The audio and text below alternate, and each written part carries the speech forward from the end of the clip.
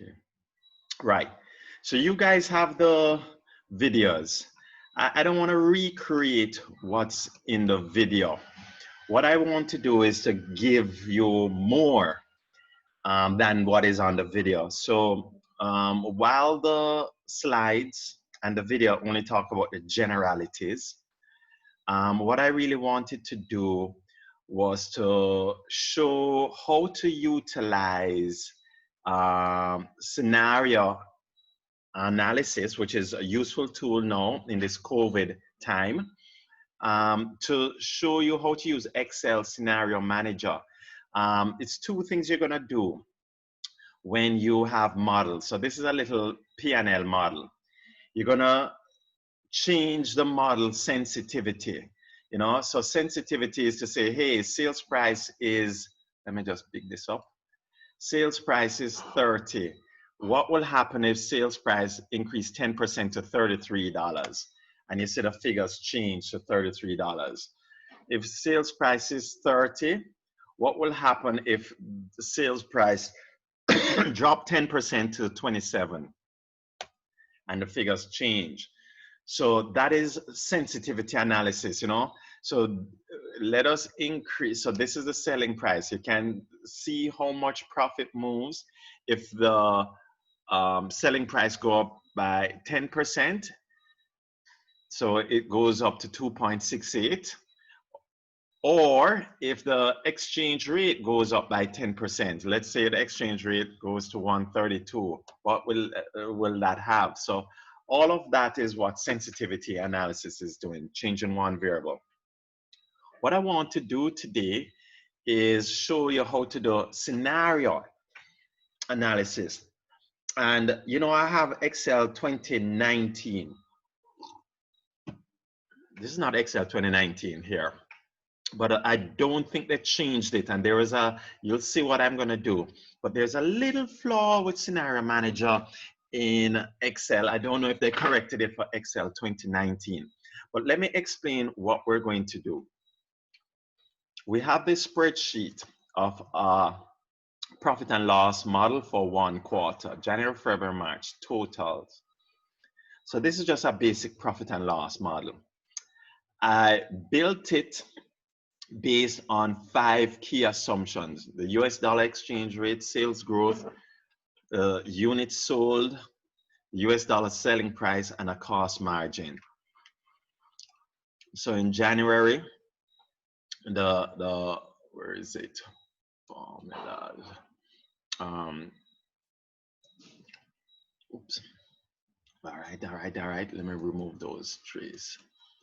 The selling price is based on the US dollar times the quantity sold times the selling price. So essentially in January, you have selling price times quantity sold times US dollar exchange rate.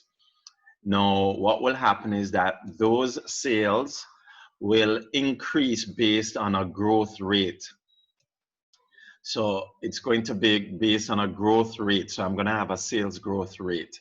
So essentially, I have a little small model that shows the sales and the expenses for the quarter. Now, here is what you need to remember. So I'm sending you this video as well. This sales model, or this profit and loss model, is built upon one set of computations using the best case. So I built this model for the P&L based on these 5 assumptions here.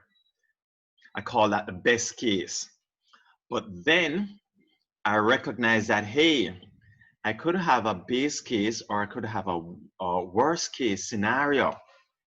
So what I want to do is try to see how best I can redo this model without typing over the figures, hold on. Without typing over the figures in the general model. How can I incorporate the base case, worst case? You understand? So let me go over it again. The initial model that we are doing is based on formulas looking at these 5 assumptions, formulas incorporating these 5 assumptions. Hold on. What I'm trying to do now is, since this model, this quarterly model works, hold on, some more people coming in. Okay, some more people just joining us. So just in case you're just joining us, guys, good night. I had just explained to everybody before that although you guys have the video in the FP&A program, what I'm trying to do is to add more things that are not covered in the video, which I believe are relevant. They speak a lot about in the FP&A program about sensitivity, building your models to incorporate sensitivities and scenarios.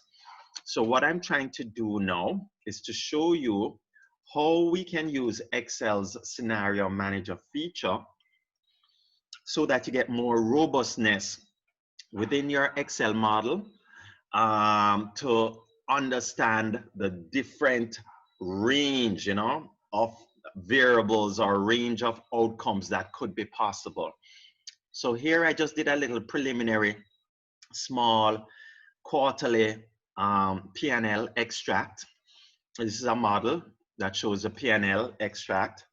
And what we want to do is to see how we can incorporate this model with changing economic situations, changing scenarios. All of these 5 variables represent different assumptions under a different regime: best case, base case, worst case.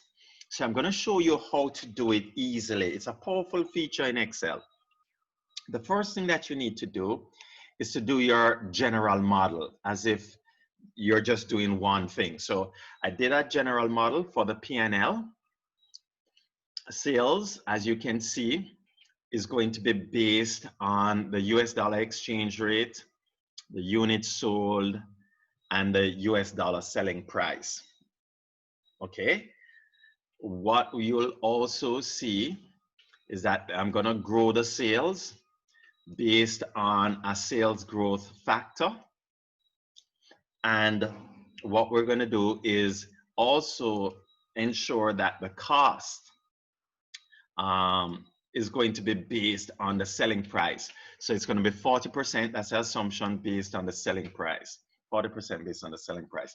So I did the first general set of computation using as a basis for those computations, these 5 inputs over here. Now, the main thing is that, hold on, boom. So I use these 5 assumptions here, but I want to change all of these 5 assumptions. Now, one laborious way is to, so this is the first, second, third, is to take all of these inputs and reinsert them into the formulas, you understand? So I could put 150 over here, 7.5 over here, and it will recompute the model. But there's a nice, pretty way that Excel can do it for you easily. Once you have the different assumptions, the different scenarios, you don't need to redo this printout 3 times with the 3 models. So let me explain it by showing you.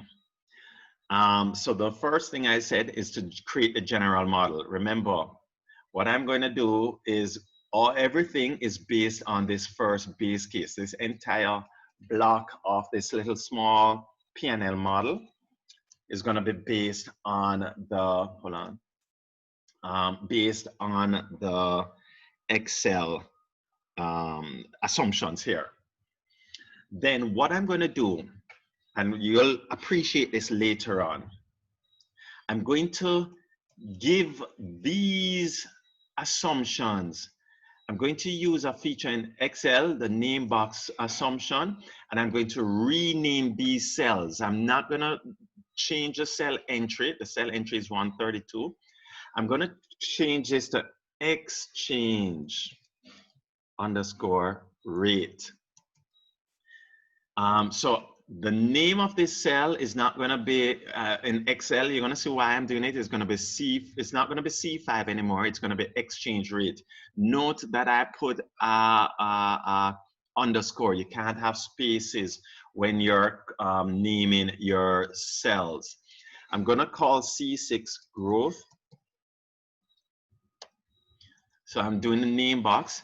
I'm going to call this units sold. I'm going to call this sale or selling price as selling underscore price. And I'm going to call this one cost, oops, or expense, EXP, expense margin. Okay, so what I've done is renamed all of these cells, which are the 5 assumptions. I'm going to rename them. You're going to see why. I'm going to also do something here. I'm going to come to here, and you're going to see why. Later on, I'll explain it. I'm going to call that cell total revenue, but let's call it total underscore revenue. This one, I'm going to call it total underscore expense. And this one is going to be quarterly profit, QTR underscore profit, quarterly profit. So what am I doing? I'm just renaming some cells. You're going to see why. I'm not going to use a generic name. So the first thing I did was to create the model. This was a profit and loss expense model. And then all of the model, the formulas in the model were based on the main assumptions. And then what I did a while ago was to rename some of the cells, especially the assumptions. Trees, oh, remove the arrows. Now, what I'm going to do now is how do you incorporate, without writing over the base case figures, how do you incorporate these into the model? And so that we can see the effect on best case, base case, worst case. Let me explain. You're gonna have to go to data, go to what if, remember I'm taping this, and then click on scenario manager. When that comes out, this box comes up. And what we're going to do, it says that there's nothing, no scenarios identified in this worksheet, which is the case. We're going to add a new scenario. So what you're going to have to input into Excel as a memory register, not in the Excel spreadsheet, but in a memory register, we're going to ask it to keep these assumptions in a stored memory. The first scenario is called best case. So I gave it the name best case. And it's going to say change in what cells are you're going to be using? Which cells do you want to change in the scenario? I want to change from C5 going all the way down to C9. I'm going to be changing C5 all the way down to C9. It's when you say okay. Notice now, this is why I created the named cells. You notice it's not going to say C5. If you did not use the name box, which I just outlined how to do, you would have seen here C5. You would have seen here C6. You would have seen unit sales. You would have seen C7. Selling price, you would have seen C8. So this is giving you a better sense as to what these variables are. Because when you say C8, you're going to say, hey, what is C8? What assumption is C8? When you say C7, you're going to say, what assumption is C7? To get more transparency as to what your model is going to be doing and the different scenario assumptions, what I did was change the text box, username box, and rename these cells. So you're not going to see D10 and D11 and D12. You're going to see the names. Okay. So the first thing is that you need to highlight the assumptions that you want to change. I click OK. It has it stored. So the first thing is that it's stored the first base case or best case assumption. Now, remember, this model was built initially using all of the formulas, cross-referencing to these assumptions. We need to input within Excel in a stored memory register these other two columns of assumptions. Store it in Excel, and Excel will magically overwrite in its presentation, output presentation, the key variables for each scenario and do the computations. Let's see how you do that. What are you doing? You click on add. We're going to add another scenario. Now, this is where it takes off. I'm going to add scenario 2, which is called base case. Now you notice base case, it says change in cell. So we're going to create a scenario called base case, change in cell C5. This is C5 to C9. We want to keep that because those C5 to C9 is what the entire model was based on. But when I click OK, what Excel wants me to now do is to type into the memory register what the various assumptions are. So under the base case, the exchange rate is 150. Under the base case, the sales growth rate is going to be 0.75. The units sold is not going to be 2,000. It's going to be 1,250. Where are you getting those figures from? From the assumption for base case. The selling price is going to be 22 and the cost margin is going to be 0.52. So what Excel is doing is creating a memory register right here, guys, for these variables that will be placed into C5 to C9. But it's not going to be shown on the spreadsheet. It's shown in a memory register. I click OK. So now you see I have two scenarios. I have the best case scenario. If I should double click it or edit it. Best case scenario. This is the variables for the best case scenario. OK. And then I have the base case scenario. If I edit it, then these are the variables for the base case scenarios. So I need to enter one more scenario, which is the worst case. What do you mean enter it? I need to put it in a memory register. So I'm going to say add. It's going to be worst case. What Excel is doing is storing in Scenario Manager a form of memory register. The memory register will say, hey, anytime you see C5 to C9 in the model, anytime you see C5 through C9 in the model, I want you to use these figures instead. What are the figures? Here it is. You need to now type in the new assumptions. So for worst case is 170. The growth rate, in case we don't have a thing, is going to be 0.27. The units sold, I'm getting it from this, it's going to be 650. It's not, so it's shown here just for showing purposes. The computational wise, It's using a memory register of Excel. So I'm not overwriting the formulas. The expense margin equal 0.75. Click OK. So now I have the data for 3 scenarios. Remember, we're recording this in Excel.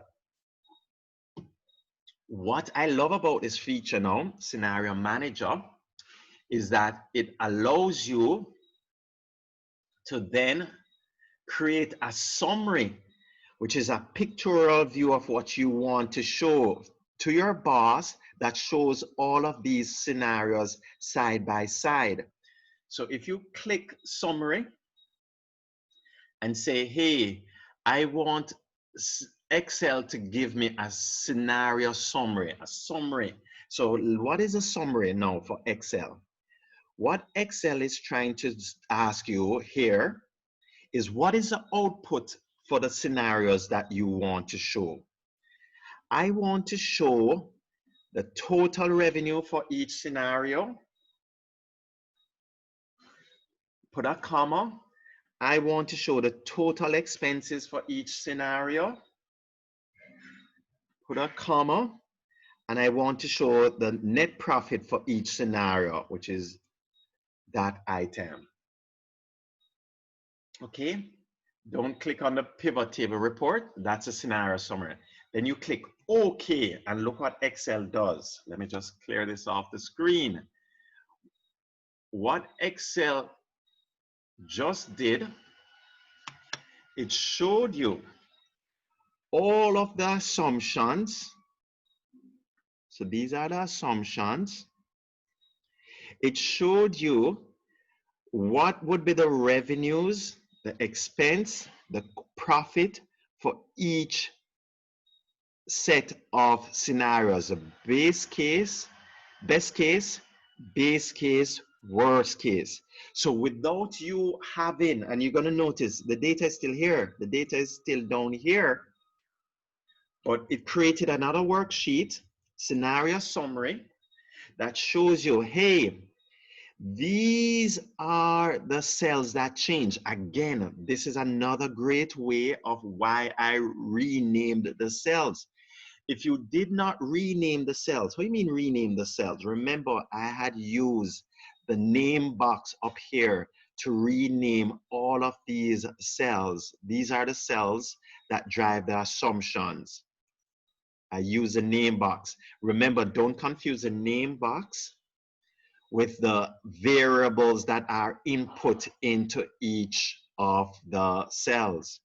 I had also gone over and called this cell L14 total revenue and L15 total expenses, and I call L17 quarterly profits. So you know where it's picking up these items from. If you did not rename the cell entries, you would have seen L23, L14, L15, which for your boss, it wouldn't make much sense. So what I did was to rename the cells in Excel so that it gives you an output that is more palatable. Notice again, I only told them to show the total revenue. If you wanted to show, where is it? Sorry. If you wanted to show the details, then you could have also outlined. With this scenario manager, you're going to have to think of the output first and notice, remember what we called it. We had called it scenario summary. So I don't want to show too much details. So in the scenario summary, I wanted to show the revenues for each area, the expenses for each area, and the quarterly profit for each, scenario. So that is how the scenario manager works in Excel. So what you did was to first create the model using just one base assumption, one computational, where is my formula? using one computational set of formulas. Then what I did was for the base case and the worst case, I input those items into Excel using a memory register. That's what Scenario Manager is going to do.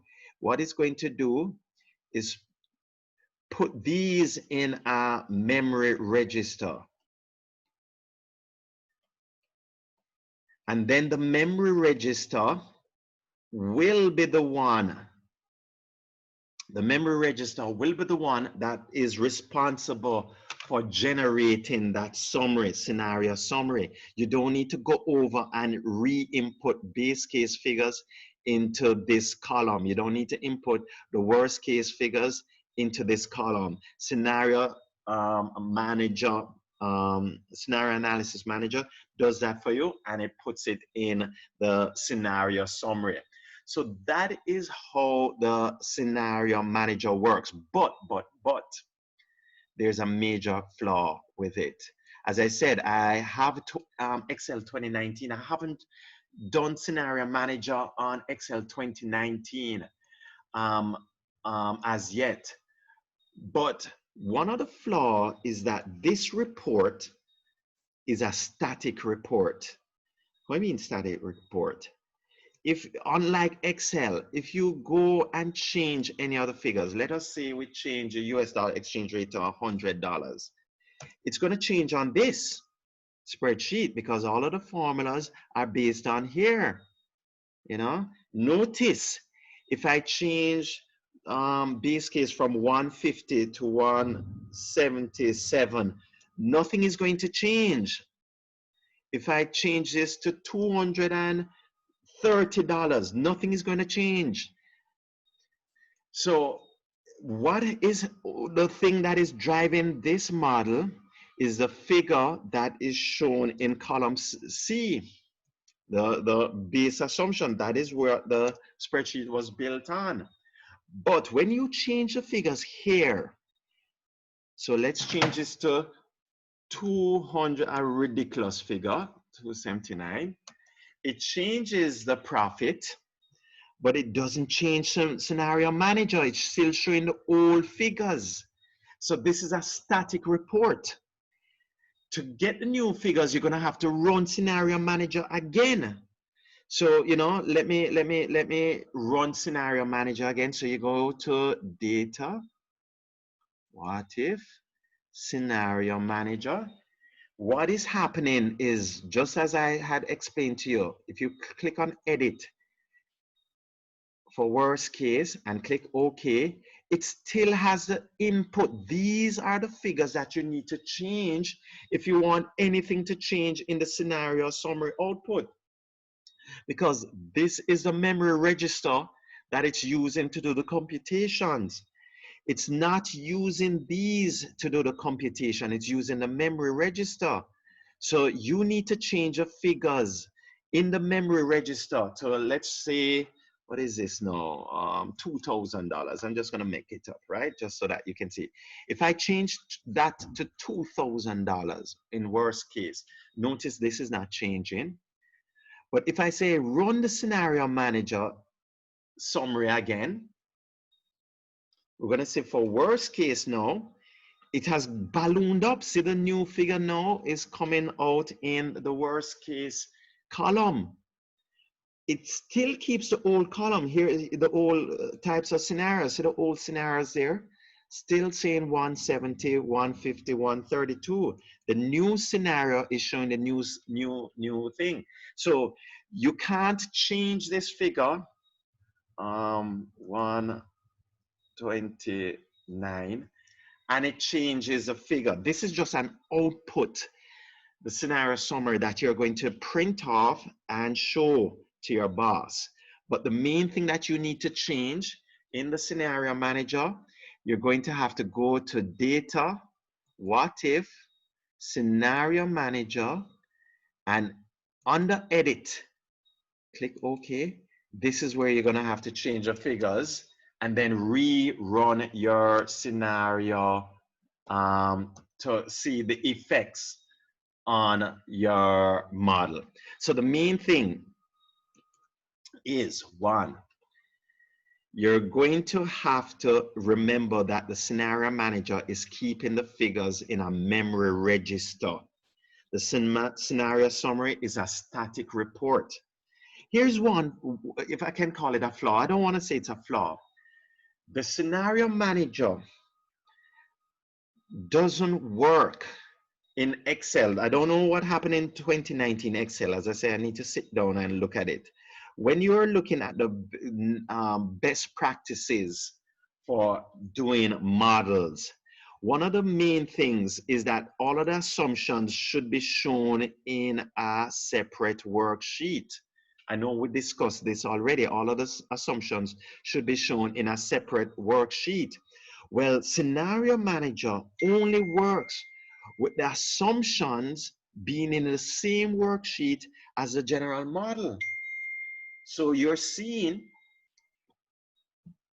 it's gonna be somewhat tight. You're gonna have to ensure, and I use this as my best practice, that the assumptions that you want to put in to the model is shown in the upper left corner.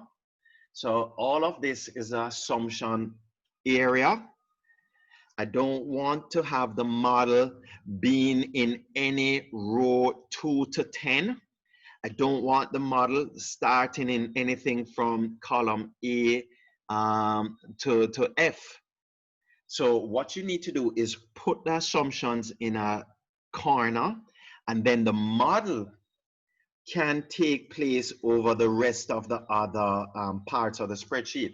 As I said, I don't know whether in Excel 2019 that they have made that change, but the assumptions need to be in the same worksheet as your model that you want to run the scenarios on.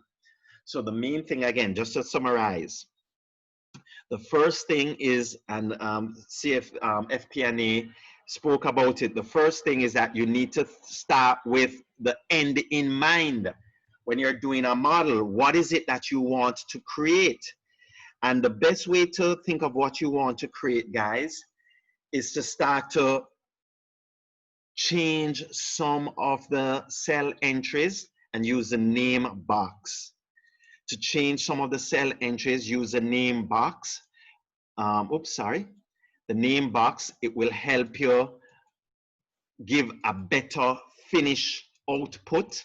So rather than cell names, you're going to have names that your readers of the model can understand. Then you build the model just based on one set of computations, because you want to ensure that the model is correct. So this profit and loss was based on everything on this set of formulas. And then what we're going to do is use the scenario manager to say, hey, store in memory, let's bring it up again, data, what if, scenario manager, let's look at base case. It's going to say, I want to rewrite C5 to C9. C5 to C9 is the main engine for driving the computation. Sorry. C5 to C9 is the main engine driving the computation of the figures in this model. But I want to override C5 to C9, not on the spreadsheet, but in the memory register. I want to override C5 to C9 with these figures. And the figures I'm showing you are the base case figures. So whenever you have completed all of your scenarios, I've inputted 3 scenarios, then you're going to do scenario summary. Select what cells you want to show in the summary. Remember, it's not so much of a detail, and click OK, and then it will produce an output for you. So that is how you use Scenario Manager. It's a great tool to show how your figures, rather than redoing the model 3 times with scenario analysis tool of Excel, you don't need to do the figures 3 times. You just do it 1 time. You build one model and say, these are the different variables.